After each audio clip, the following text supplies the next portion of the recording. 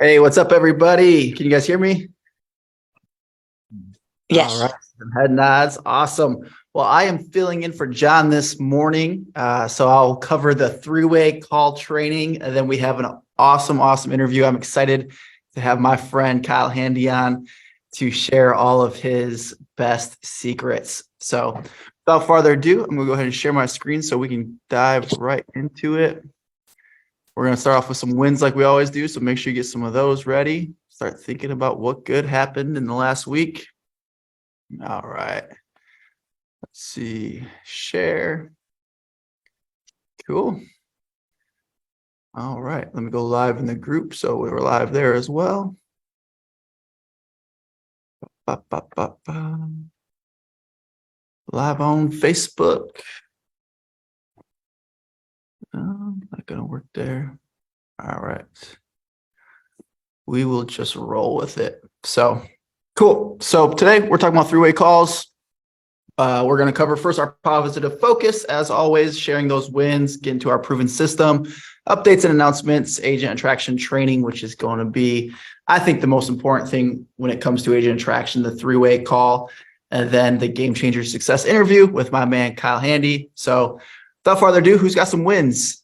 Feel free to unmute yourself and share the win or put in the chat. Cool, Robin. Let's hear it. Hey, man. So Marcus Dilly and I have been holding each other accountable, meeting at our office and doing calls where he'll do a call, I do a call, listening to each other and then critiquing each other. And yesterday I did, and they're cold calls. Like, we're just doing them for fun. We're like, let's just try this. So I called a lady yesterday who she kind of wasn't a good presence on social media, but she turns out to be a $12 million producer. Her husband's in the business. Her son's coming in the business. And I just went straight for the question, like, would you be open to a different platform and seeing if it works for you? And she was like, yeah, that sounds interesting. So we've got a call set up. And so it just felt really good to have like a win, because she was like, so yeah, for me, that was a huge win. So that's huge. Just having the courage to pop the question, are you interested in taking a look? That's the first step. Good job. That's awesome. Cool. Who else?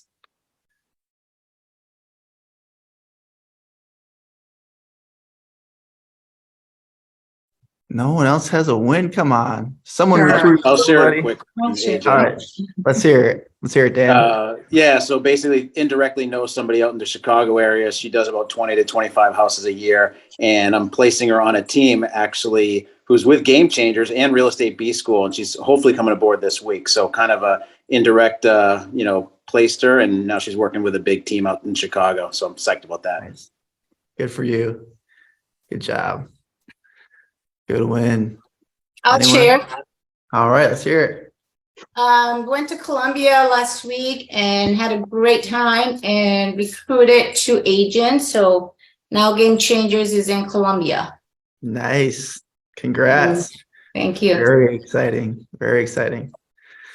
That's amazing. That's the power of our model, going international. It's a beautiful thing. I have a win. I have all right. My third new recruit coming in this next week. So, and that's over the last 30 days. So that'll put me up to 6, I believe. Nice. I've had a couple leave, but I'm going to keep trying to get up to at least 10, because I have a third level that I think is going to be coming in. And right now I'm only getting paid on 1 level, and I need to get the 5 FLQAs for sure for the 2nd level. So. Yeah, it's definitely motivating when you start seeing your levels fill out. You're like, okay, I need to start unlocking these. I got people there now. Good job. That's awesome. Good stuff. Good to see you. Hey, AJ, I've got one. We've got a small brokerage here locally that they're really tight. They're a great community, a lot of rah-rah, and just a lot of just hard to break into. We got our first agent who just came over this week from that company. So it was nice to kind of crack that nut, and I'm hoping that she can penetrate more now, because she's got all the relationships there. Awesome. I love it. Good stuff. Lots of wins, it's recruiting season. It's still early on in the year. Is a great time to be talking to agents. People are still thinking about how's this year going to be different than last? How can I improve my business? I think this year overall is going to be excellent for recruiting as the market slowed a little bit. It's, I think, giving agents a little more time to think, well, hey, is where I'm at today where I want to be a few years from now? And a lot of fear out in the market, I think, a little bit with transactions slowing. Agents are wondering where their next deal is going to come from. Are they going to be able to, repeat the success they had over the last couple of years? And all of those things opens up conversations of how we can help them with all of our support, our training, our technology, and of course, rev share and stock. So awesome. And any other wins? Cool. All right, let me share my screen again. And I don't want to take up too much time on the training today because I want to get to the interview with Kyle. I'm really excited for this one. And I'm following the chat. I already see someone said that Kyle is phenomenal. That's a good word to use. I don't know if anyone said that I was phenomenal. So I'm sure you're listening, Kyle. I'm jealous right now. Kyle is phenomenal, but I agree. Kyle is phenomenal. All right, so let's dive in. Slideshow. Cool. So you guys have probably heard the three-way call training before. This is my take on it, so it's gonna be a little bit different. So these are all these are new slides, although they look similar. I redid all the slides. So this is a different take on three-way calls, and I think you'll appreciate the information I'm going to share. So let's get into it. Real quick, our system: peak, present, pass, and promote. Today we're focusing on the pass part of the 4P process. So a couple quick announcements. Cabo 23 is coming up here in a couple weeks. There's still tickets available. I actually saw someone post, I think in the Game Changers workplace group is where I saw it today, $300 a ticket. Normally you can see the price is $600. They're unloading 2 tickets for $300. So if you want to check that out, Workplace Game Changers group. That's an old group. We don't use it anymore, but people still post in there. So if you're looking for a cheap ticket, check that out. So Cabo 23, it's coming up. It's going to be awesome. Agent Attraction Academy launched last week. If you want to hear about taking your agent attraction efforts to the next level, then check out getagentattract.com. Getagentattract.com. All right, so three-way call. First, I want to just talk about mindset around why it's so important. I find that a lot of agents just skip this step. I don't know if maybe there's a little bit of awkwardness to it, or they don't know how to do it, or they just don't think it's that important. I opened this call. This to me is the number one most important step with the entire process. And these are the reasons behind it. Number one, it gives you more credibility. There's an old saying, you can't be a prophet in your own town. So a good example is when we first started building the Charlotte region, we'd always have these lunch and learns, and we got a decent turnout. But when we were able to have someone in like Jason Gessing or Glenn Sanford or Brent Gove or Gene Frederick, nobody in our market knew who those people were, especially when EXP was little. They didn't even know who Glenn was. People probably know who Glenn is now, but nobody knew who any of those people were. But we're able to say, so-and-so is coming in from California in Brent's case, so-and-so is coming in from Texas. And that created this buzz and automatically elevated that person's status to more expert level. So when you're trying to just completely extend your expertise, your credibility to agents who already know you, they're like, oh, that's just AJ. He got licensed after me. What can I learn from him? That's kind of the mindset that they have. So when you get that three-way call person on, they don't know who they are. So it already elevates their status in their mind. So that's super important. And then also just hearing that person's story. And there's a few things that we're going to talk about around this, but there's going to be a different story, or maybe a story that has more success behind it than yours. So you're able to borrow that person's success story and extend that to your possible prospect. Another reason, your prospect's always asking themselves, can I do this? So they might be thinking, if you're the one doing the complete presentation, say you're not sharing a recorded presentation or taking them to a lunch and learn. If you're the one doing the presentation, then you're answering all the questions because you're not doing it through a call, they're going to think, well, I'm not a great presenter. Or they might be thinking, I don't have time for this. I don't have time to learn the presentation. I don't have the time to give the presentation to all these people. I don't have the time to answer all these questions. And then they might be thinking, well, I don't want to sell or recruit agents. So the three-way call really solves all of these things. It's so simple when you get the prospect to watch the video with you, a recorded training or recorded presentation, or get the prospect to go to a lunch and learn. The prospect's thinking, well, I can invite somebody to watch the presentation if I don't have to be the one presenting. Or, well, that's pretty simple. I don't even have to be the one doing the presentation. I can actually just tell them to go to this lunch and learn, or I can tell them to watch this video. Well, that seems feasible to me. And then it allows your three-way call expert, we'll call it, to sell or recruit the agent, of course, in a non-salesy way. So always remember that the prospect's always going to be thinking, can I do this? And that's very, very important. And that's why every time we talk about the 3 Ps, we keep this as simple as possible, because if you have this whole elaborate scheme of how to recruit agents, the average agent's just going to be thinking, I don't have the time, or I can't do that. I'm not that person. That's another reason why we just keep it super simple, because they're always thinking, can I do this? And if they think they can't, they're either not going to join or they won't focus on rev share at all.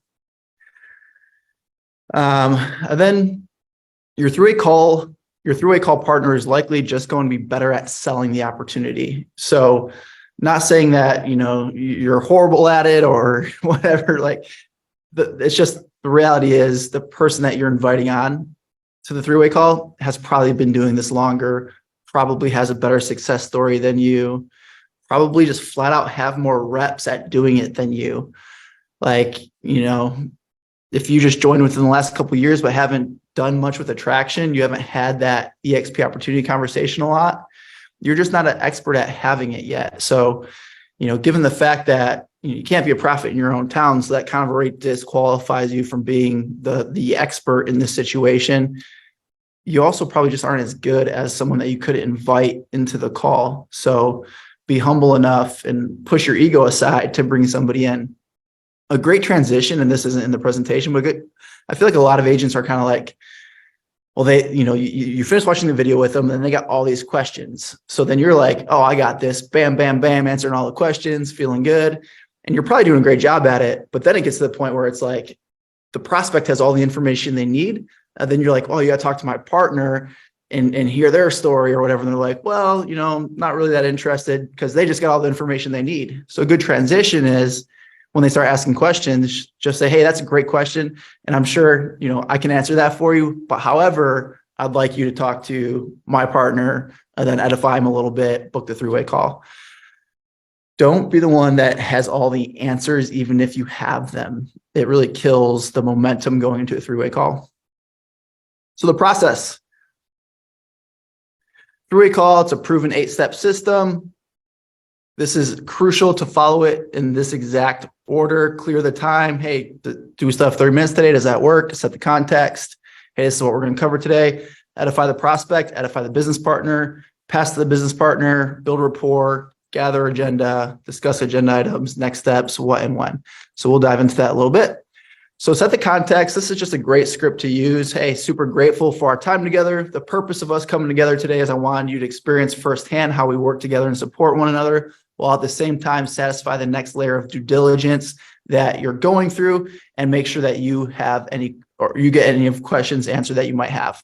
So this is a script. If you're doing it over the phone, you can literally just read this verbatim. So you can practice this, you can role play it with people, and you can just ramble it off, or you can do something like this. I don't say this verbatim, but you can. It doesn't matter. You need some kind of opening.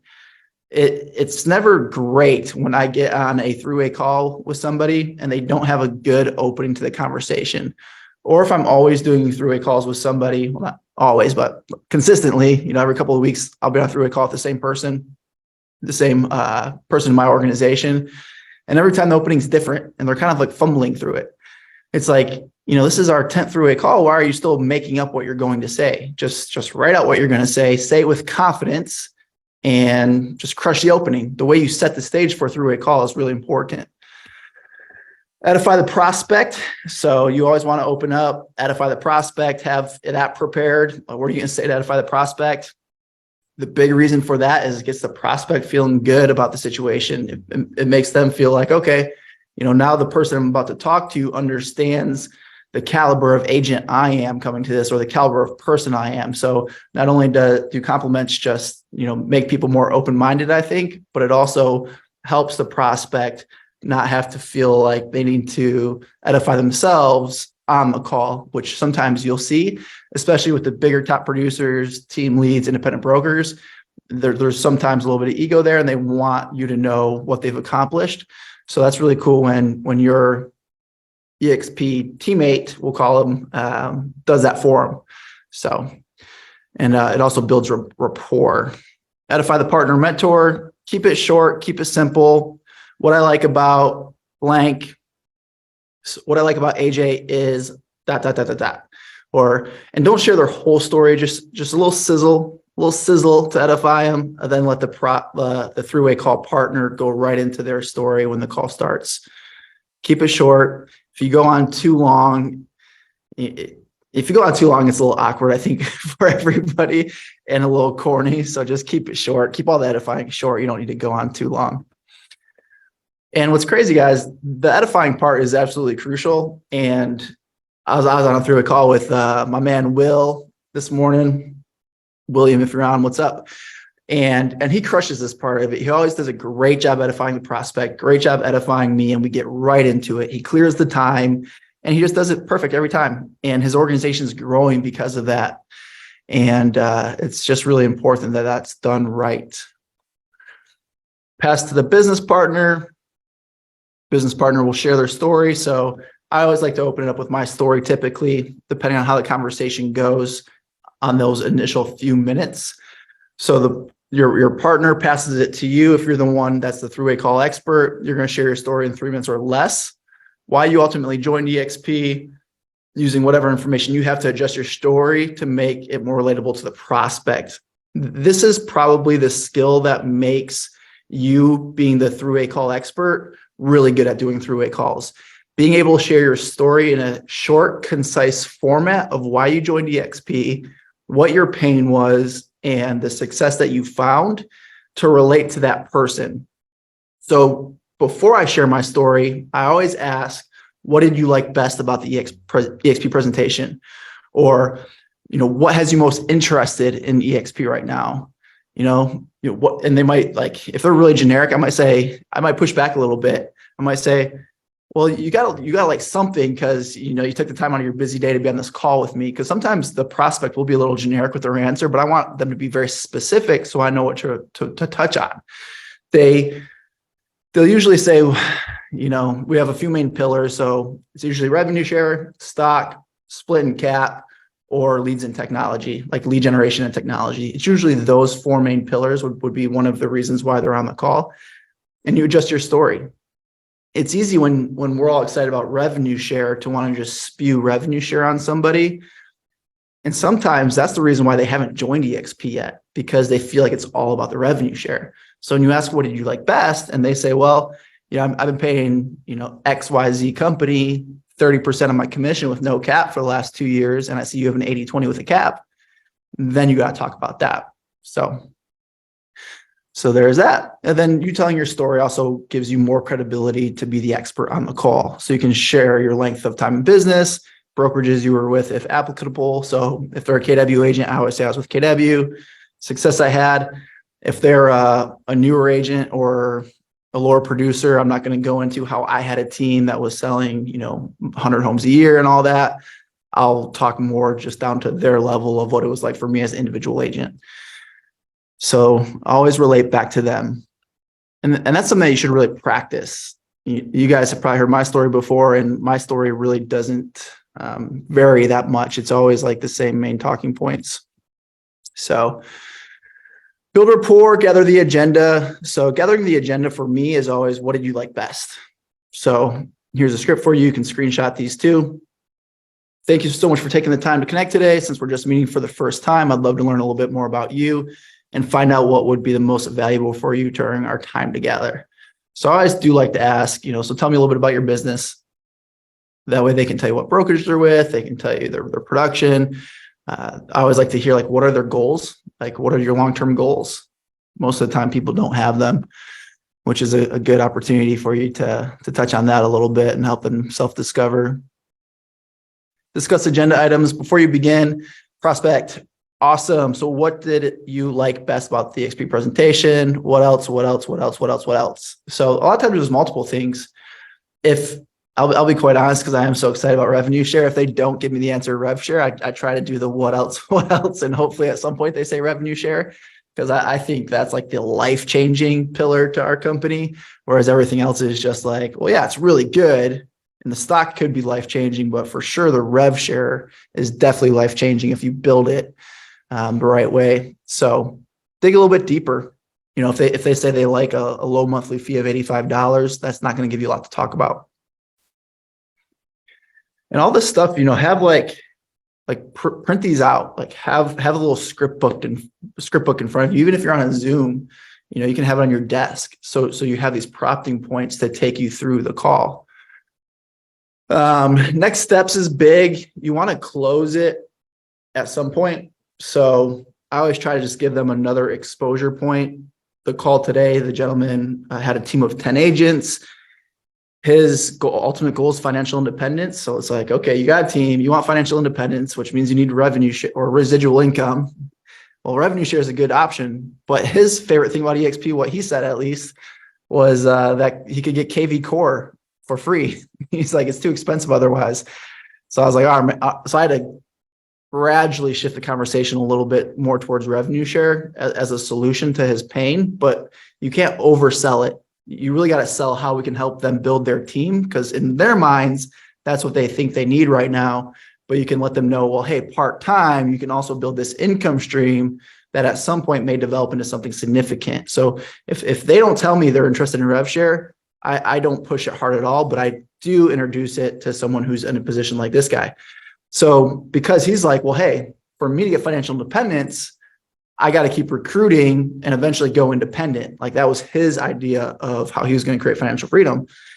And my next exposure point for him was actually going to be John's interview that he did with Cliff Freeman. It's on the Cliff Freeman podcast. You can go to Cliff Freeman podcast YouTube channel and find it, or someone post in the Facebook Game Changers group, and I'll tag a link there.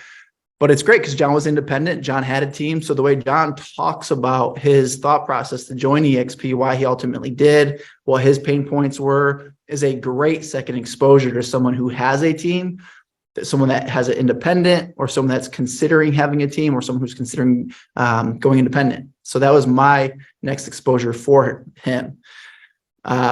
It's the best if you can give 3 options, because maybe that wasn't the thing that he needed. You know, I kind of forced it on him. I actually said, hey, I got a short video you can watch. I had to find John, and I said, do you promise that you'll watch that?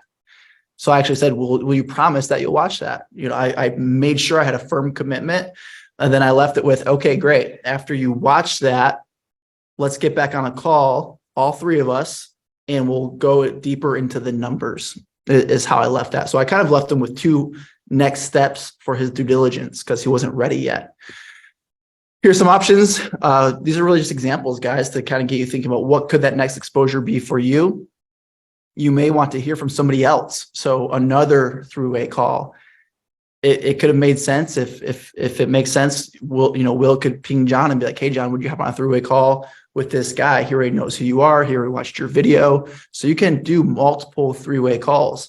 For bigger players, like big producers, it probably is going to take multiple three-way calls, either with the same three-way call expert or with a variety of them. All right. Next steps. Option number 2, you may want to experience the EXP world. Will did a great job with this. He actually had him already exposed to the EXP world, so that was awesome. So coming to the three-way call, he already had seen the EXP World Tour, had already talked to the state broker in EXP World. That really helps set up the three-way call to be successful. Option number 3 could be just something specific to research based on the conversation. So like that was my way of doing option number 3, was giving them the interview with John. So And then just to close, what makes the most sense for you today or right now? They might be ready to join. If they're not, you want to have next steps in place.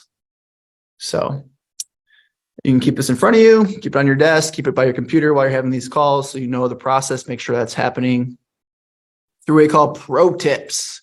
If an appointment cancels, reach out to your recruit being your EXP agent, and inspect that reminders went out. Like if it canceled, like what happened? You want to coach up your people. You want to be a good leader. If the recruit does something wrong, call them immediately after the call and coach them up. Do it in a positive way, of course, to try to keep their spirits up and always have a next step. So example with Will, I keep bringing Will up because we just had a three-way call today, and he's probably my most consistent guy right now bringing three-way calls to me. I usually always send him a Vox, which is a walkie-talkie app, just an efficient way to communicate. I usually always send him a Vox after and just say, hey, this is what I noticed could have been done better. This is what was great. And this is what I think about next steps of the prospect. And it's usually like a 1-minute message. Like that's it. And I try to do it right after just to give some real-time quick feedback because everyone's busy and I'll forget, within 48 hours, probably what that call was even about for the most part. So I try to get it out like that. That's become my system.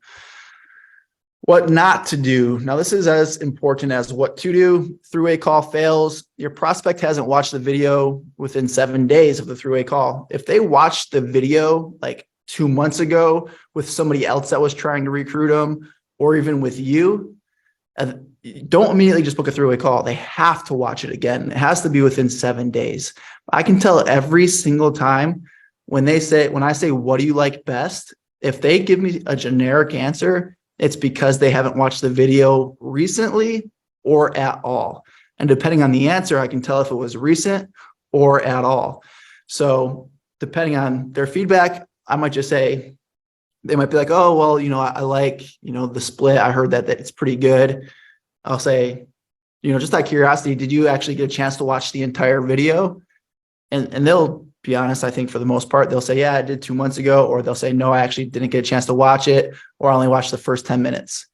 If they haven't watched the video, I'm going to stop the call, and it's going to be on my agent who set up the call to get them to watch it. If you do a full three-way call with someone who hasn't watched it recently or at all, you're wasting everyone's time. They're not going to join. They're going to leave the call thinking they know everything they need to know, but a three-way call is not designed to expose them to the opportunity. It's designed to answer questions, share a story, have a high-level conversation about it. So these are the biggest fails that I see is the first two on the screen there. And then another one, the recruiter. This would be the person setting up the three-way call. The recruiter talks the whole time. If you're the one that's bringing on a three-way call expert to talk to your prospect, let the three-way call expert talk to your prospect. You should only be speaking when the three-way call expert or the prospect actually asks you a direct question.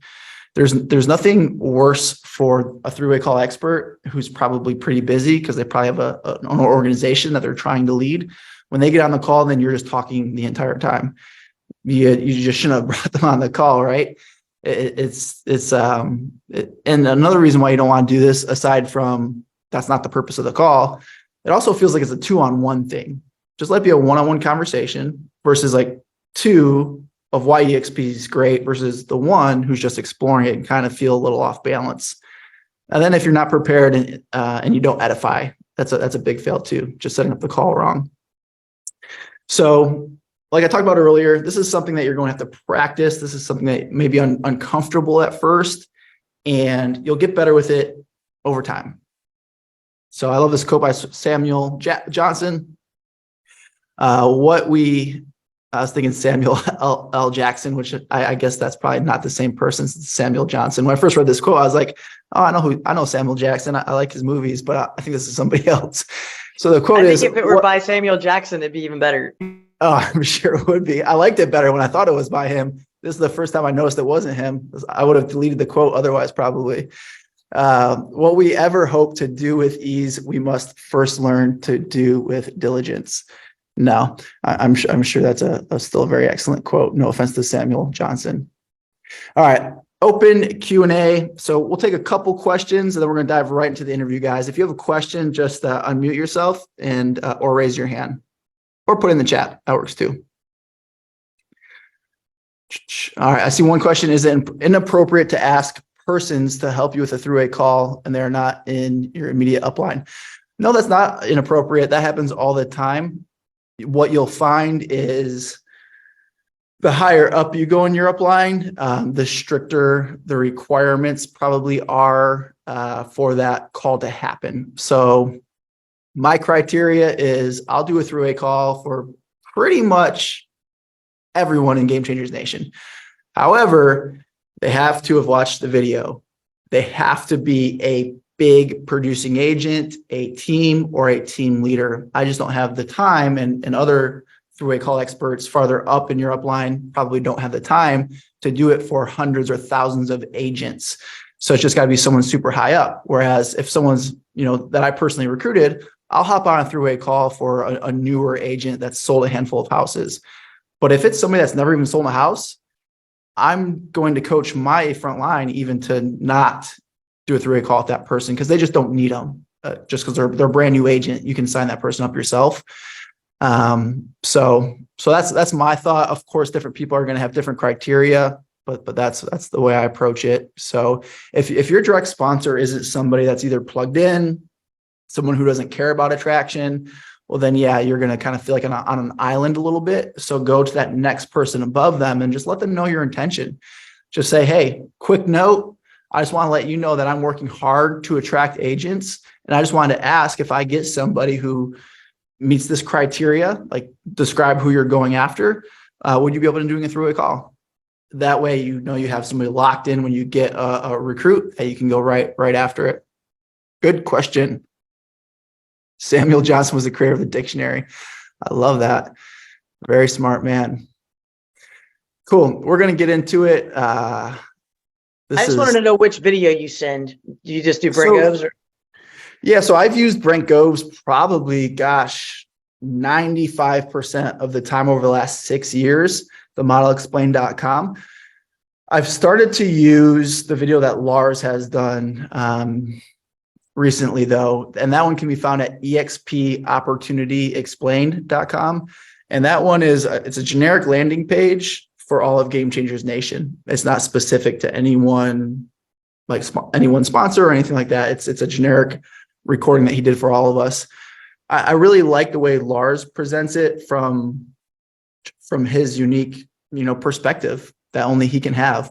And then Brent is like the ultimate, inspirational hype guy. So if you're looking for someone maybe a little more higher I, then maybe Brent's video is better, or someone that's maybe a little more D, C, maybe Lars is better. So if it's a team, if it's a team leader, independent broker, or top producer, at this point, I've made the decision that I'm sending out Lars's presentation because he's one of the top real estate coaches in the industry for teams and brokerages.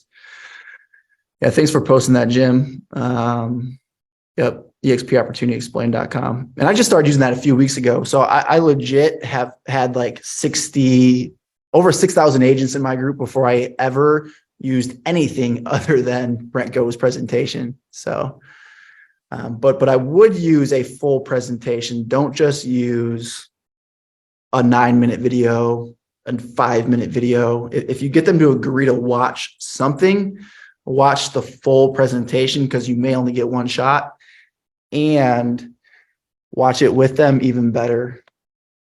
Well, cool. Sweet. All right, Kyle, you there, buddy? I'm here. All right, look at that.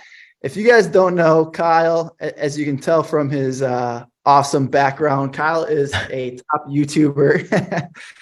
He's me and Kyle, gosh, I remember I met Kyle in October 2017 at my first EXPCon. I guess that was probably your first EXPCon too. Mm-hmm. Yep. So me and Kyle were randomly at the awards banquet sitting at tables next to each other. Him and I both like to be at the front, have good seats to events and stuff. So we're like the only ones in the room. And we just started talking, and I was like, "Oh yeah, I got a podcast." And Kyle's like, "Oh cool, I thought you might have had one too, or you were starting one. Yeah, you're interested." And I was like, "Man, I'd love to interview for it." And since then, man, it's been, gosh, almost 6 years. We've been friends, and we vacation together, been snowboarding together. Our families get to hang out. So it's been fun getting to know you, and you're one of my best friends in the whole world. So I can't believe it's taken me this long to get you back on here. I think you were on here a few years ago. Yeah, no, I'm excited to be on here and and kind of just add some value however I can with the group. Cool. Fun fact, Kyle was at my house in Puerto Rico as the pandemic was starting. We were like watching the news, and as the first case hit the Pacific Northwest, I think it was Washington, and me and Kyle went to Costco together. We had like gloves on and masks because like we didn't know what this thing was, and we're like waiting in line with everyone trying to get into Costco to like stock up supplies for our family. And like Puerto Rico was so bad though. Kyle, you remember when we went out, I think, to the beach, and we were like hiding from security to get back because they were like telling you to go back to your house. Yep. Oh yeah, I remember. And there was like helicopters like flying down the beach, like checking on people. And oh yeah, it was nuts. Yeah. Next time, well, if a pandemic ever happens again, I will be not being in Puerto Rico because they were so strict during the lockdowns. It was ridiculous. All right, brother. So if you could share just a brief background on your history as a real estate agent in a minute or less, and then we'll dive into what you're doing with attraction and all your good stuff you got going on. Yeah. All right. So I got into real estate in '08, and basically got started in new home sales. Did that for about 5 years from '08 to 13. I had 2 kids in 2013. Well, I had one, and then soon after I had another. But that basically made me decide that I wanted to get out of new home sales, get right into general real estate because I wanted to be able to make my own schedule and kind of like build my own business. And whereas in new home sales, you were working, certain hours, certain weekends, all that good stuff. And so 13, I started up a general real estate business. I already had kind of a track record because I had sold for 5 years in new home sales. I had clients, I had people that I knew here. And so I actually started up a brokerage right when I got into general real estate, and ran an independent for about 4 years, similar to John, and grew that to about 15 agents. All sorts of struggles, all sorts of problems. You've probably heard the similar problems as John had, lots of overhead, lots of risk, all that good stuff. And I saw the model in 17 and was like, man, this is a great way to be able to still build my business within a business. And, why don't I just do it here? And so I did that. Started growing my business locally still in San Antonio, which is where I'm at, for probably the first like 2-3 years. So until about 2020, right before the pandemic. And then I remember like probably, 2019, I was like, let me start up a YouTube channel, started growing it, and so I could start reaching agents, beyond just San Antonio. And then, just been pouring into that. That's done very, very well.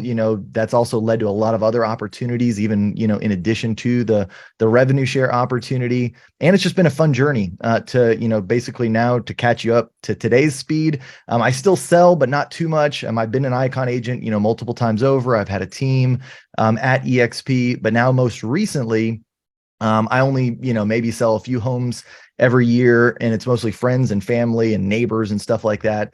And then I just refer all of the other deals out to my local agents here in San Antonio, and earn referral income and earn revenue share and affiliate income from all of the content stuff that I do. So have multiple streams of income, have built an amazing, kind of passive lifestyle now. And I finally have gotten that freedom that I originally set out to do back in 13 with my kiddos. And we get to travel and do all the good, fun things. My kids are homeschooled, so we just pick up and go whenever we want. We've got an RV, kind of like the life AJ had back before he moved to Puerto Rico. And so, yeah, we love it though, but just super blessed. I love the agent community. I love being able to, pour into agents. I've got my own organization here at EXP as well of about a little over 600 agents. We call ourselves the Dream Team. And so, I do a lot of coaching and training with agents within our group, and have a lot of fun with that. So sorry, I know that was a little longer than a minute, but I tried. No, that's awesome. You got us caught up to today, so that was perfect. One of the things that really impresses me about you, Kyle, and it always has, is you're such a great teacher. And I think that's why your YouTube channel has taken off so well. You just have this demeanor that's super chill and just a great teacher, and that you've just been very consistent with your efforts towards building a personal brand. And talk a little bit about, I guess, maybe the early days you shared why you joined EXP, you had your independent. Why did you start a personal brand? Because I know initially you had your blog, I think before YouTube. Talk a little bit about just the thought, like, hey, I'm making the active decision to start building a personal brand. Yeah, I mean, honestly, that was the best decision I've ever made in my business, was to start a personal brand. And I don't know why. I mean, maybe I just have a thick skull or something. It took me like a decade to realize, like, oh, you should build this personal brand, like, do something that, supports you, or like, that you're kind of the face of it. I'd always wanted to kind of like be behind the scenes. And so even when I had my brokerage, our brokerage was Handy Realty, but like, I was just like a piece of it. I was never like a big face of it. We had like a logo, and there was never anything about me. And I think that in real estate, whether you're in the sales side, whether you're in the attraction business, it's a relationship-based business. And I mean, not saying that you can't build a great business like as kind of a, corporate brand or a, company brand, but it's so much easier, I can promise you, if you build a personal brand, because people want to connect, and you just got to like kind of really like kind of lean into who you are as a person, because even though you may be different than me and I'm, different than AJ or whatever, everybody, connects with different people. And so, and it's also really great too, because then the people that don't connect with you, they kind of like self-select out too, right? Because when I was building a corporate brand, company brand, I was just working with so many random people, and my lifestyle was just hectic and crazy, and I wasn't happy with like, who I was working with. And so now that it's like I'm very much out there, I typically get to work with the people that I want to work with, that, kind of feel like they're like me or whatever. And it's made it a lot more satisfying experience. Yeah, that's awesome. I was looking at the corporate rankings that they put out every month, and I noticed they have a tab of top FLA leaders, which I hadn't seen that tab before. So I clicked that, and I saw that you were number 2 in the whole company for FLAs. So congratulations on that. Thank you. I didn't even see that. You have to share that with me. That's pretty cool. Yeah, I'll use that for my marketing. No, yeah. Yeah, you were right behind Mike Sherrard. So the top 2 people in the company for FLAs are both successful YouTubers, which is really cool. It shows the power of it. And, being that I'm a student of the game and always studying what's working, what's not. One thing that I found that's interesting too is because, you might want to start a personal brand. It's just good to remember too, to be very purposeful about also doing like active prospecting, and also the passive prospecting, which I guess is the YouTube, because it's a fine line. And I learned that from Gary Keller, which is always, prospecting based, marketing enhanced. Because I find that sometimes the people who go all in on personal brand, either it just takes too long because it's not an overnight thing. It took you a few years to get to where you are. But also sometimes maybe you just attract the wrong audience. So when it comes to attraction, it's nice to marry the two. Yeah. What was your group size at, Kyle? Do you remember like 2019? Like, were you like 70%, 60%, 50% to where you are now for total org size before your YouTube took off? Yeah, it was probably about 50%. I was at like maybe 250, 275 agents or so, from what I had built locally before like things had really kind of, gotten bigger with the YouTube and blog. Yeah. And I know you would attest to the passive prospecting is much more enjoyable than active. Me and you are kind of both in that thing where it's like, man, it's really nice to have people just reaching out to you that want to sign up for EXP. Yeah. I mean, I'll say it's definitely a combination of both. I've put in my time and effort, with the active prospecting. Like I can remember, 2018, when I basically made the commitment that I was going to go after, agent attraction and revenue share, was going to make that a big part of my business.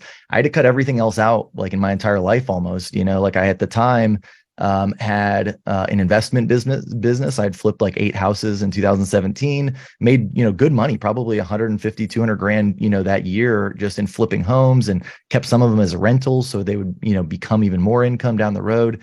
But and then I had a sales team, a real estate sales team, like a local based in San Antonio, in addition to my revenue share team.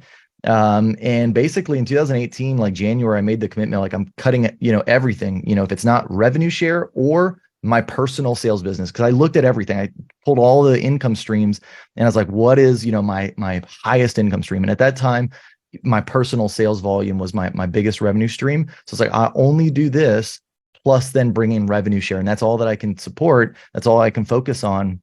And so, yeah, I cut everything else out. And then, when I did that, it was basically like 60, 70 hours a week of work because I was still selling a lot of homes. I was an icon agent, that year, 18, 19. But on top of that, I was also going to like coffee and lunch and breakfasts and drinks and happy hours with agents. Like, that was a big focus. I use what's called a greatness tracker. It's from the core training. Y'all can pull it up online for free if you just search greatness tracker. And it's basically just like a sheet. It's like a spreadsheet, and it, has activities that you want to do weekly, and you put, you can kind of customize it and put like how many that you want to do. Like if it's, 30 phone calls, if it's 2 lunches, they call them like break breads. And I basically was doing a greatness tracker for my sales business with buyers and sellers. And I was doing a greatness tracker for agent attraction. And just, some of the things were different as far as the activities that I was doing, but like there was activities that I was doing every week purposefully. And I did that for like, 2.5 years, 3 years solidly. And that built the foundation, like 275 agents. Cause a lot of people will see me now and be like, oh, it's his YouTube channel, or it's this, it's that. Honestly, I mean, my YouTube channel has gotten me the FLAs, there's no doubt about that. But I would say probably 75 to 80% of my organization still today is because of the foundation I built back then. Cause it was 250, 275, back then. And then that's continued to grow even, over these years. So that's probably closer to, 425, 450 now from that original non-YouTube based group that I built. And now my YouTube group, I've got those, and that's accounts for a lot of my FLAs. But at the same time, a lot of them are newer agents. They haven't, duplicated a whole lot, that kind of a thing. And so, so there's both, right? And, there's no quick fix to this. But what I will say is all of the effort that I have put in has been 100% worth it. Like I wouldn't redo anything as far as how much I worked and like what I had to give up to do this. Because now, I mean, as you see like what we're able to do and stuff. It's like, I get to enjoy a lifestyle that very few people get to do. So, Yeah, that's awesome, man. I like hearing how you explain your mindset when you first got into building RevShare. You're like, I gotta eliminate all these other distractions, shut down the flipping business, only focus on some sales because that keeps the lights on, keeps the kids fed. And I'm going all in on attraction, and you tracked it with the greatness tracker. Yep. If anyone found that online, post that in the comments. I'm sure people would love to see that. So you went all in, you burned the bridges, you focused on agent attraction. I find that so many agents, they're like, I want this, but it's like, it's like they're a home inspector and and they're doing loans and they're selling houses and they're, doing drone photography on the weekend. It's like, yep. And you want RevShare. It's like, Yep. I it's not don't gonna happen. know how you're going to do any of that really well. I'm like you, man, I got to focus on one thing. And you and I, it sounds like both made a decision in 2018 to say, hey, we're going all in on RevShare. And what's cool, man, hearing about your story too. And for those interested in a personal brand, it's fun to see what it's opened up for you in terms of opportunity of income. It's like, not only do you have your stream of RevShare now, but because you said, hey, I need to build a brand to help attract the EXP. And by having RevShare already started from your more proactive prospecting, you're able to stop selling, focus on building your brand. And now you have multiple streams of income from different products that you're able to promote through your YouTube channel, YouTube ad revenue, and all those things. And I know from talking to you that, I would predict, and maybe you would expect that at some point soon, your income outside of revenue share, because your personal brand is going to match and maybe even exceed your revenue share, which is like a cool side benefit, like that just kind of happened. It 100% did. And that's where it's like, man, you just never know where this like road is going to lead you. Like when you start going down and like pouring into your business, I think what it is just, your passion for it too. Like, I'm super passionate about like what I do. And so that leads me into, all of these great things. And I think too, when you have a passion for it, people want to get plugged in with you, right? Like if they see that you're like, in this for the long haul and that you're doing things that most other agents are not doing, you really get people's attention, right? And so for me, when I started doing like content creation, I really didn't do it. Like I was mainly doing it for agent attraction. Like that's all that I knew. But then, you know, it wasn't until probably 2 years ago, I was like, wow, like this is, there's so many other things that I didn't know that I can, you know, take advantage of now.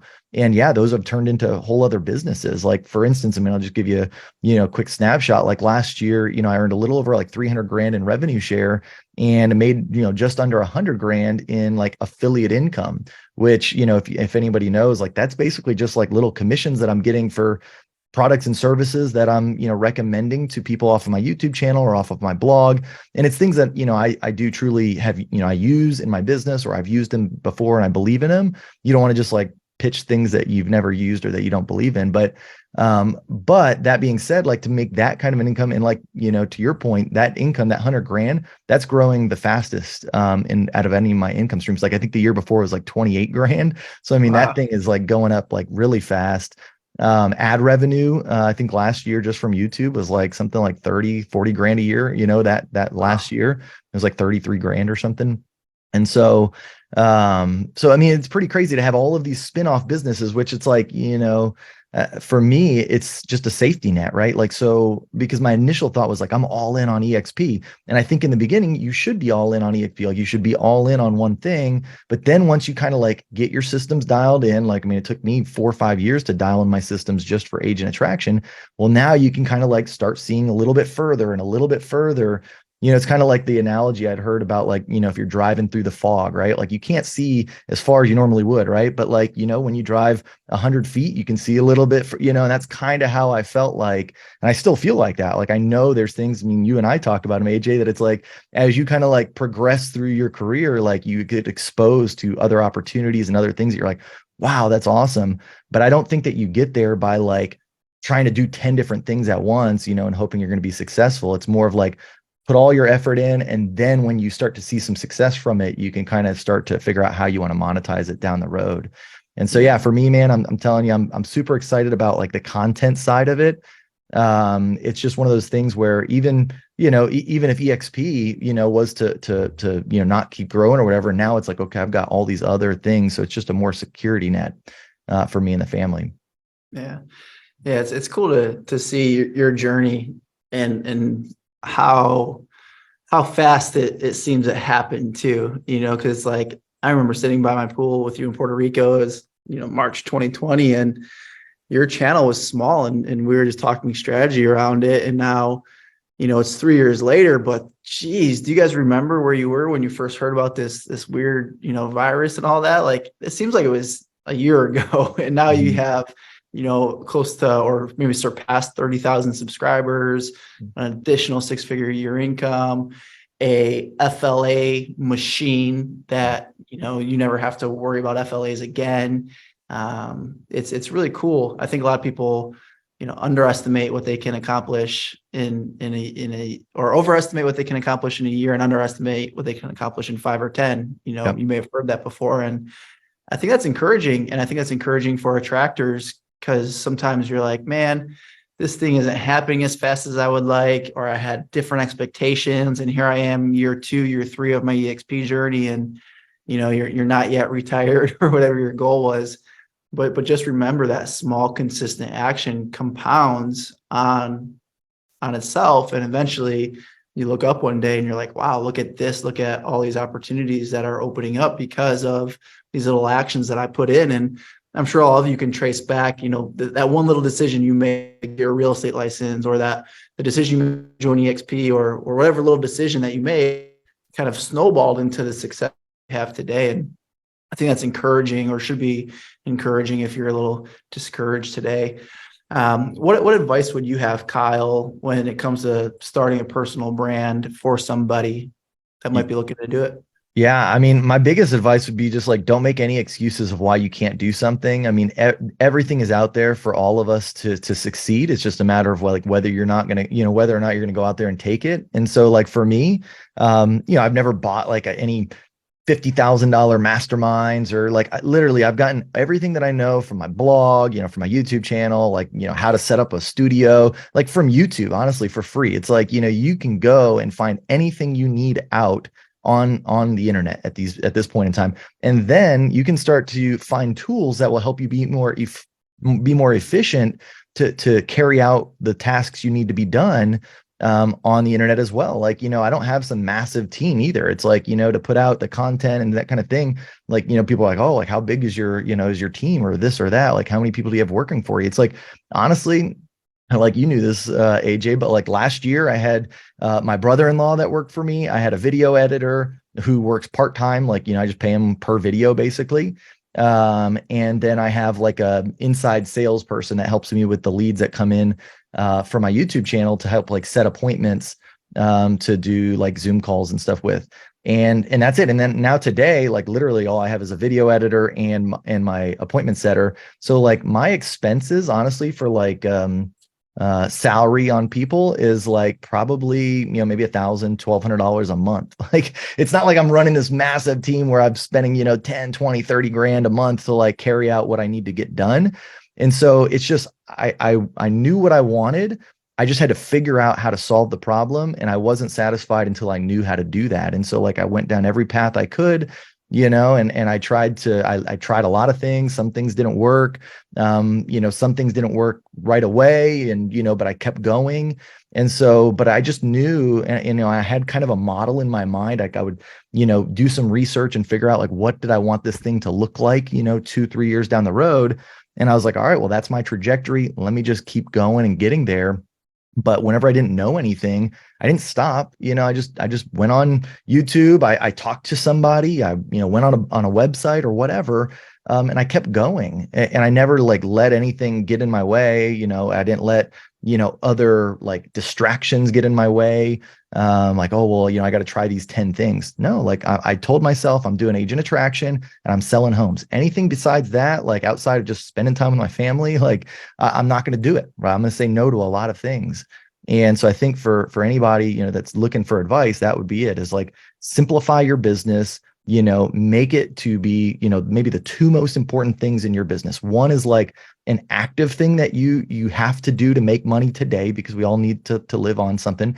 And then like, and then make your other thing, if it's going to be the rev share, which I really feel it should be, because that's a big, passive opportunity down the road, but it's going to take some time. That should be your second thing. And then like everything else is just noise, in my opinion. Unless you have a proven thing that's bigger than this, but I think for most of us, we don't. So it's like, pick your active thing, your passive thing, and then just like learn how to do it. Don't say, oh, I don't know how to do this, or I'm not a tech person, or I, all these other things, they got in earlier than me, or whatever it is. Like, those are all excuses. Mike's a good friend of mine, Mike Sherrard, joined 2 years ago, and he's already got like over 12, I think 1,500 agents now in his group. Like, and he has the #1 FLAs. I know, but and that's just one example. Like, there's a lot of other people, that are doing things on YouTube, or are doing things on TikTok, or doing things on Instagram, on Facebook, and, or doing things still locally. Like, they're going to events, and they're growing very, very fast right now. And so, for anybody who has the excuse, it's like, you got to squash that. Like, if you get to like put that at the back of your mind and just keep pressing forward on what it is that you set out to do. I love that. Great advice. I want to touch real quick on just like lifestyle overall. I think me and you have a very similar vision for what we want our lives to look like and our lifestyles. You visited our house in Michigan this past summer, and I remember you pulled up in your amazing, camper van, like your luxury camper van, and a new F450, I think, Wooly that you guys just purchased because you're buying a fifth wheel like later that week or something. And so like you're just like traveling the country, you buy a new truck on your way, and you did the whole East Coast tour, and just having so much fun with your kids and your wife. Like how has, maybe just talk about how it feels to be able to live that type of lifestyle. It's not like you're just grinding every day. I know you've put in a lot of hard work, a lot of long days. You're diligent. You treat, your personal brand as a professional. So it's not all easy, but you've done a lot of awesome stuff over the last few years. Like how does that feel? And, maybe just Yeah. speak to lifestyle Yeah. for a second. Well, first off, I got to put this out there because I am not by any means like flashy or elaborate for the most part. Like, I mean, yes, we had the nice camper van. We loved that, but we did get our use out of it. And the thing is, we bought that thing for like 190 grand. We had it for 2 years and we sold it for 183. So I mean, seven grand to have that thing. If anybody sees my social media, I mean, it was a nice camper van, right? We used that. We drove it all up and down the US and loved it, right? And then yes, the F450. But the thing is with that was like, man, I've got that. And then the fifth wheel, but that was cheaper than getting a Class A, like, like you guys. And I'm like, so I'm all about trying to save money because my thing is like, I think we sometimes get ourselves in trouble in the sense of like, we overcommit ourselves of like, finances and we need this or we need that. And then it leads us to make other bad decisions about what we do with our time. Like I've never, outside of like when I had a brokerage and when I still was running a team, like that felt so stressful because I had so much like pressure to like provide and to do. And now like when my life has been more simplified as far as like financial and what I'm focused on, it just allows like more creativity to come on, and allows me to take advantage of opportunities that might take more of my time. Like, I'm not so stressed of like, well, I've got to do this because I've got to, pay the bills this week or this month or this whatever. Like I can just like, hey, you know what? This project's going to take me 2 months and I'm really going to devote a lot of my time to this project. It's probably not going to make me a ton of money right away, but I'm going to do it because I know it's the right decision. And when you can kind of like start feeling like that, and a lot of that is, your own personal habits, like how you spend money today and all that type of stuff. And so, I think for me, so that's one side of it, like is the saving side. But now on the making the money side, I mean, dude, I'll tell you, like now with EXP and the revenue share and all the passive income that comes in, it's such like an encouraging thing because I can, I know what I can live on. Like I live on 10, 12 grand a month. Like that's what I need to live.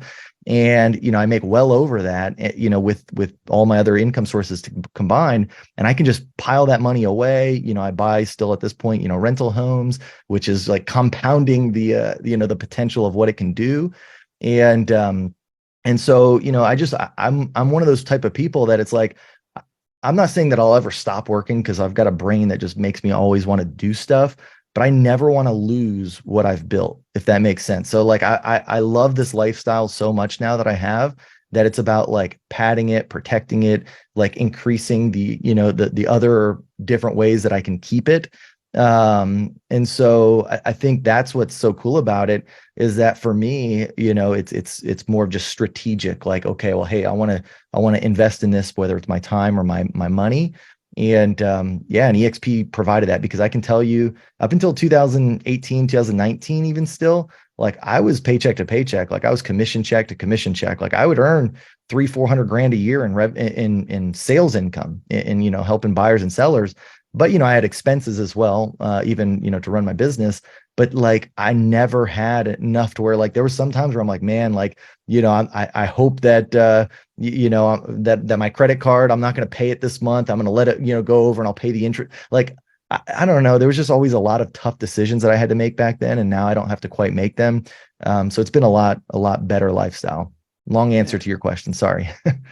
No, that's amazing, man. I love listening to that. It's inspiring. I can relate to so much of that. And when I was selling houses too, man, I was commission check to commission check and making a couple $100 grand a year, in debt, and I know, for what EXP did for both of us, we're both on our way to building generational wealth, and, the foundation we've laid is already creating that. And Matthew Taylor gave you a good compliment. What a legacy you've built for your family, children, future grandkids. Yeah.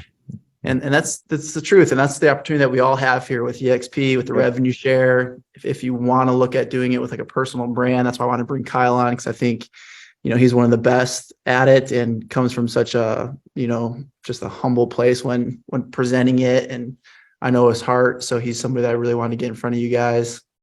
Do you got like 5 more minutes if there's any questions, Kyle? Oh, absolutely. Yeah. All right. 5 minutes for questions. If you guys have them, just put them in the chat. That would be awesome. I love hearing like your mindset around lifestyle, because I think a lot of attractors need to hear what it will be like when they accomplish their goals to really go after it, because if you don't have that clear vision, that clear target in mind, you're not going to go all out in accomplishing it. A lot of great compliments in the chat. Yeah, we'll have yeah. this recording posted. Andrea, I didn't go live in the group. It didn't work out for me to do that, but I'm going to post the recording for sure. All right. Andrew says, what are some tips to start a YouTube channel to attract agents in 2023? Yeah. So, the first thing is you define your audience, which it sounds like you've done that, right? Your audience in that particular case, if it was for agents, is, it's real estate agents, right? So that's your audience. Now you have to come up with like, well, what can you provide that's going to add value to that audience, right? So like in my case, I do, specific EXP videos, but like that's not the only videos that I would recommend you do, because that's not a huge value add necessarily to like the entire real estate community. That might be a value add to somebody who's already looking at EXP or whatever. But like what I've found is that like if I do, let's say 5 or 6, just training videos to every one EXP video, that seems to be like a good thing. I'm not over promoting EXP, but at the same time, like I'm really truly giving value to my audience, and having them find me and want to work with me. And so that's a big thing. And then so like once you know who your audience is, kind of like obviously the mix of content you want to put on your channel. I think you do have to get a little strategic with like learning a bit about SEO, so search engine optimization. There's videos you can watch, of course, there's videos you can watch on my channel. There's just tons of videos you can watch on YouTube about SEO in general. And so whether it's SEO for blogging or SEO for YouTube, it's a lot of the same kind of thing.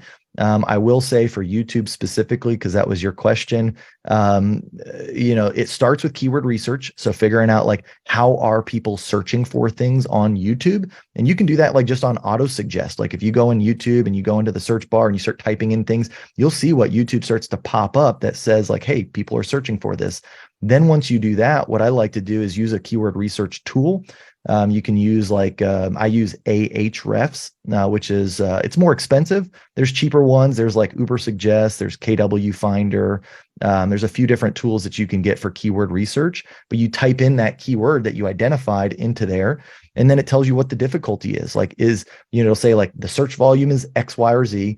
And then the difficulty is, X, Y, or Z. And the difficulty just means like, if there's a ton of videos already out by like people who have a lot of subscribers or a lot of views, it's gonna be difficult for you to target that search term. But it'll be easier if you go after something that has what they call a long tail keyword. So like, instead of like how to sell houses, right? Like there's probably a ton of videos on YouTube for how to sell houses. But if it was like how to sell, houses on, YouTube, in, whatever for 55 and older clients, right? Or whatever it is, like whatever your niche is or whatever, right? If you wanted to make that video, I'm sure there's less competition, right? The more you extend out what that term is, the less competition is going to be. And so in the beginning, you got to start out with some of these more obscure ones to kind of get people to watch your stuff. And then as you start to get more subscribers, you get, more traction on your channel, you can go after those harder search terms, the ones that are more difficult in the beginning. And then it's just like a snowball effect where it's like, okay, well, now you're getting better searches, you're getting more people, and it's just, more and more and more. And so that's kind of it, is start with keyword research. Then once you know what the topics are of your channel or that you're going to go after, like I just make a spreadsheet. I've got probably 50 of my next videos already spreadsheeted out that I know that I want to go after. Then it just comes down to, of course, getting on camera, like, getting comfortable with recording, getting the videos edited, which perhaps you might want to, consider getting a video editor. You can find editors on like Upwork or Fiverr that will edit videos for like $60 to $80 a video, for, good editing, versus you having to try and learn all the stuff yourself. And then at that point, the two biggest things optimization wise for YouTube is your thumbnail and your title, right? So just getting really good, kind of figuring out, hey, what are these other, thumbnails looking like? Which a lot of times, if you get your video editor can give you pretty decent thumbnails as well. So it might just be like an add-on service, and then, and then just kind of coming up with a title. But title, thumbnail, that'll get clicks to your video at least. And then from there, however good your video is going to determine how, much more that video gets promoted by YouTube. So long answer, that is that's my entire YouTube course. So now you already have the answer. You don't have to go buy my YouTube course, to learn everything. Do you have a YouTube course? I do. Yeah. If you go, academy.kylehandy.com, I've got a YouTube course on there. It's basically, but I mean, it is that. I mean, that's it. But I've got it broken down into like 5 videos that are an hour long each that kind of Nice. break up the segments. Yeah. I didn't know you launched that yet. Yeah. If you guys want to check that out, I'm sure a link in one of Kyle's YouTube videos, the description. Yeah. Is it there too? Or you can post the link in the comments too, Kyle. Yeah. Here, let me pull it up real quick. Yeah, if you guys want to check Kyle out more too, go to his YouTube channel. You can just search Kyle Handy, and then also his blogs, kylehandy.com. He gets tons of traffic. We didn't really talk about that, but he's probably got the #1 blog when it comes to eXp Realty. So Robin, if you can clarify your question, that'd be awesome. What were the resources you used? It was a crappy question. It was, what systems what systems did you use in the beginning to make sure that you're staying on track, make sure you're touching these people? Like, what did you use a CRM of any form to just do the agent attraction piece? For agent attraction, yes, definitely. I still do use a CRM. In the beginning, I think I used like CRM Grow.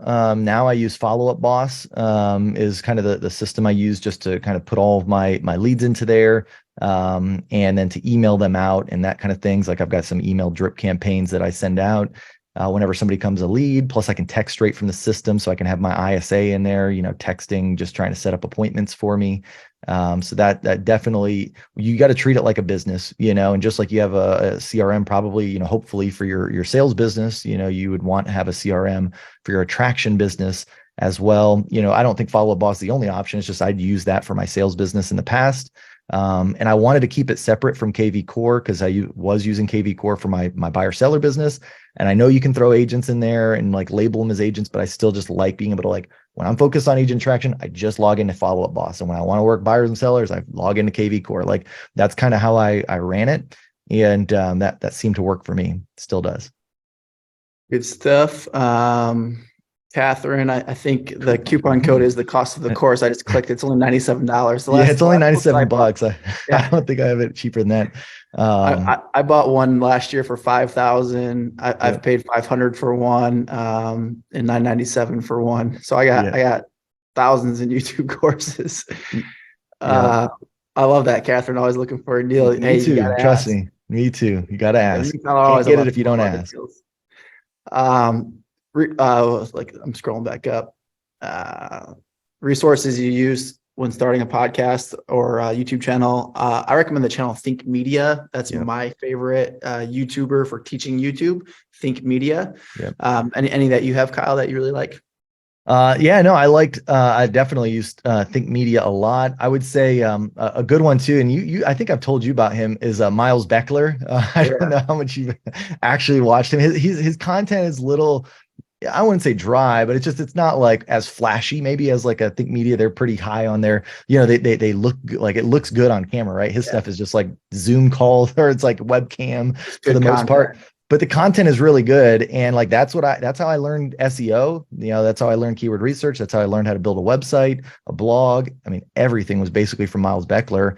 And so hopefully y'all can check him out. He's still making videos now. Obviously, I mean, I think probably his videos, like 4 or 5 years old, are still really good. So like, don't think like, those videos are old. I mean, they're still very relevant. Even his older stuff. When you started Agent Traction, did you prospect agents you knew and that you've done deals with? Yep. That was all that I started with, was agents that I knew, done deals with. And then, I did make more of an effort to like go to like networking and things, which even like, I'm not a big networker. Like, I'm not like a belly to belly person. I'm actually kind of introvert, like to be in my office, like to work from home, for the most part. And so it was very uncomfortable for me to do that type of thing. But I just, again, knew how powerful it was going to be someday for me. And, and I was like, hey, I'm willing to live in this uncomfortableness, because, and the thing was because I knew there was people already doing it. Like I was looking at Pat Hayes, I was looking at Brent Walgren, Scott Lewis, Gene Frederick, Rob Flick. And I was like, it's not a what if, like, I know this thing makes money, like, revenue share. So it's just a matter of like, am I going to be the one to do it? Like, put the work in. And so I knew that it was possible. So I just went forward even in the uncomfortableness of it. So cool. I think Matt had a question. I saw you'd raised your hand earlier. I don't know. No, it was the one that AJ just read. Oh, did you? Okay, good. Prospect Good. people you didn't know as well, like when you first were doing agent attraction. Got it. Got it. Cool. Good stuff. What are some of the most valuable videos in terms of response and views that you've made? So like any like certain topics that you know when you make a video on that topic, it's going to get a lot of views.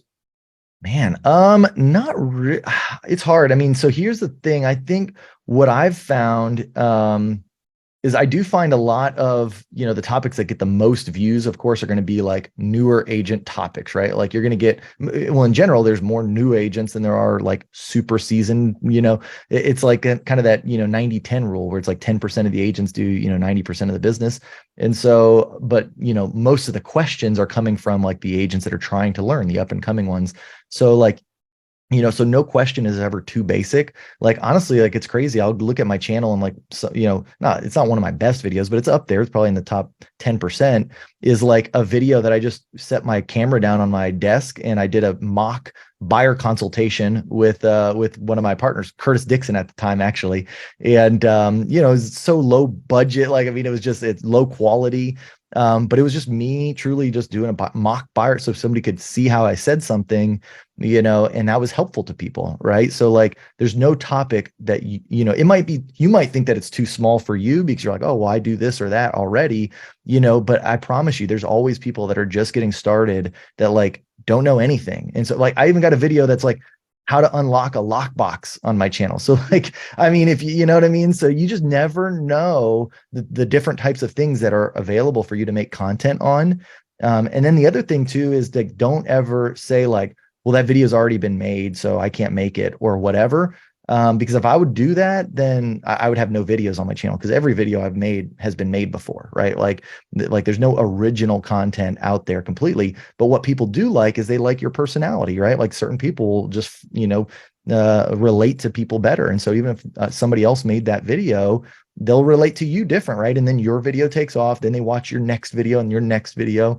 And so, but it's just about, kind of making things that are as helpful to people that you feel like, and that's the thing, is you don't have to be an expert on it to teach it, right? Like for me, a lot of the stuff that I teach on, what I've done is I'll do a research before making a video or making a blog post, and I'll formulate my thoughts into like an outline or, that type of a thing. But like, I wasn't necessarily the expert or as well versed in it before I was about to make that video. It's just like, okay, I'm going to make a video about, open houses. Well, let me go research and just get some really good ideas, maybe in things that I hadn't thought about before, and just try and compile all that, and make, the best piece of content that I can make. And so it's like not necessarily that I was the expert in open houses, but like I was the expert in the sense that I took the time, went out there, looked at a few different sources, maybe watched a few different videos. And there's a lot of value in that when you can be the one to compile the information, make it, bite-sized for people where they can, get good value in 12 to 15 minutes on a YouTube video, and, and go about their day. Like there's a big value in that you provide. So, definitely, I think that's a big thing for you, for people. Well said. Well said. All right. Rapid fire. A couple more questions. Rapid fire. Do you write scripts for videos? Yes. Yep. Definitely. I would say, because I know, a lot of times people are like, oh, like, should you, like, that doesn't seem personable or natural or whatever. I will say the opposite. So like some of my first videos were unscripted. And the problem, at least for me, is I'm very like wordy. Like it takes me a while to like get to my point if I don't have like a script or an outline. And so when I would just kind of go off the cuff, my videos would be 40, 50 minutes long, which is not ideal for YouTube.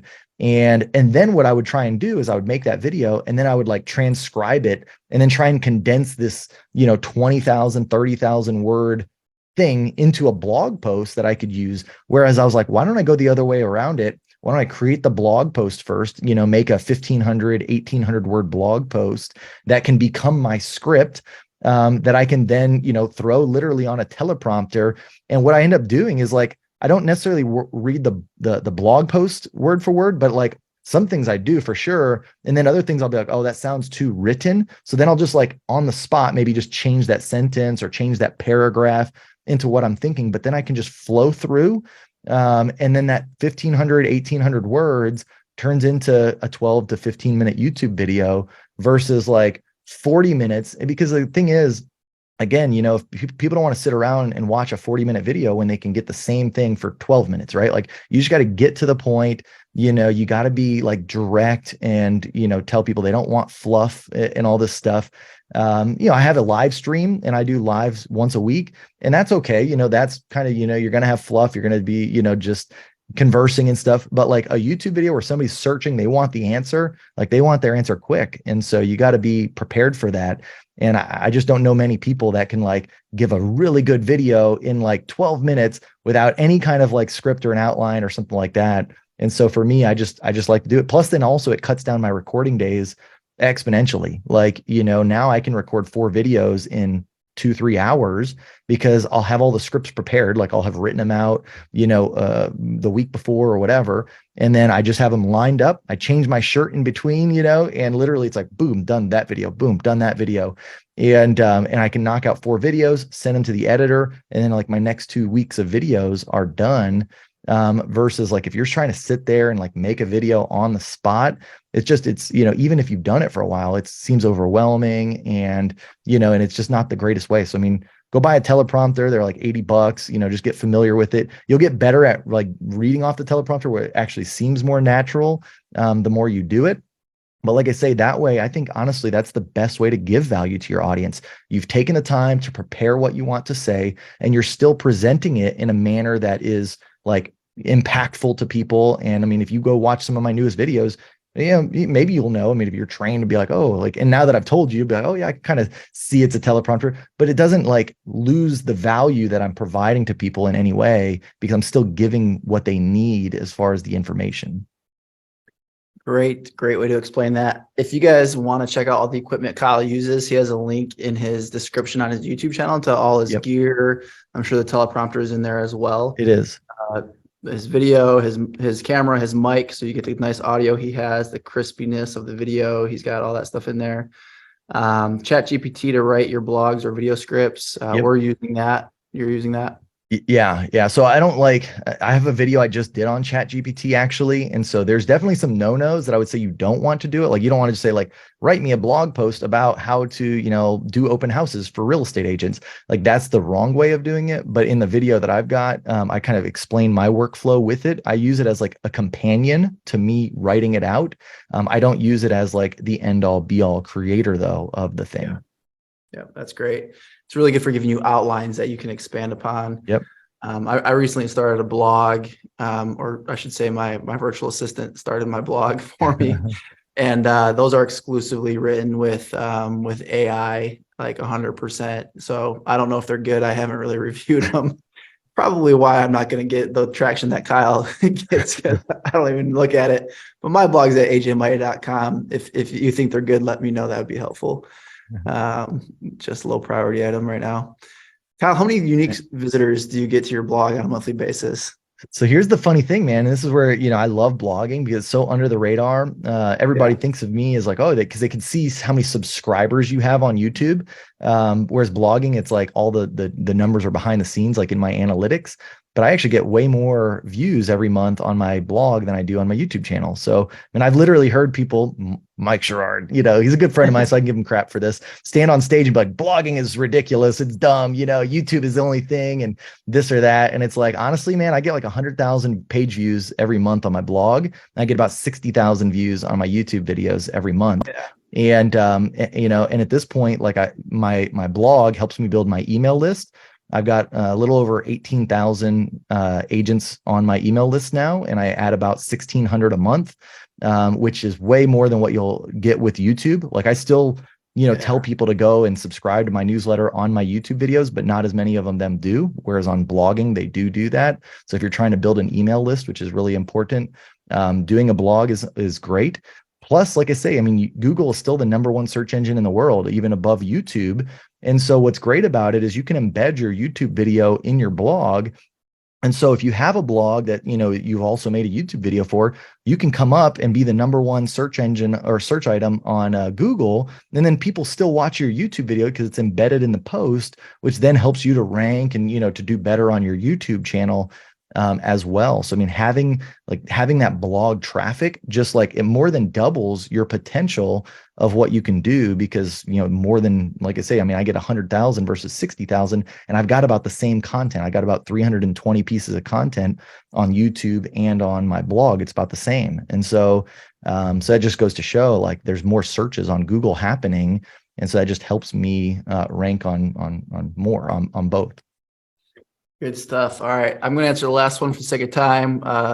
Podcast versus blog YouTube, because I know your answer. If you're going to do a podcast, just make it your YouTube live stream and repurpose that as a podcast. Anything you want to add to that real quick? Yeah. Kyle? Yeah, I mean, I think you definitely should do both, or do it all, because here's the thing: if you're doing blog YouTube, like my workflow is that I just create the blog. Like that's where it takes most of my time. Once I have the blog written, it's an easy script. I can record the video, send it off to video editor. For the most part, I don't see it much after I've sent it off to the video editor.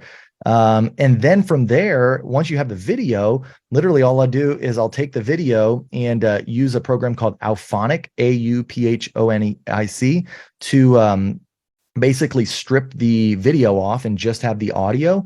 And it also like cleans up the audio to sound better. And it gives me like a really high quality audio file that I can then send to what's called Libsyn, Libsyn.